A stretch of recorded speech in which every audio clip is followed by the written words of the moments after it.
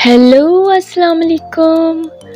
आज मैं आप लोगों के साथ एक ऐसा टोटका शेयर करने जा रही हूँ जिसके इस्तेमाल से कुछ ही दिनों में आपका रंग बहुत गोरा हो जाएगा और चीज़ें भी वो जो आपके घर में ही आपको मिल जाएंगी, बाहर जाने की भी ज़रूरत नहीं।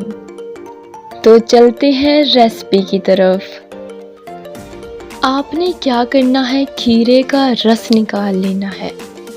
उसके अंदर 1 खाने का चमचे अर्के गुलाब मिलाएं, 1 खाने का चमचा ग्रेसलीन मिलाएं। इनको अच्छी तरीके से मिक्स करें और अपने चेहरे पर 20 मिनट के लिए लगा लें। इसके मुसलसल इस्तेमाल से आपका रंग तो गोरा होगा ही, आपके चेहरे के जो बाल हैं वो भी ब्लीच होना स्टार्ट हो जाएंगे।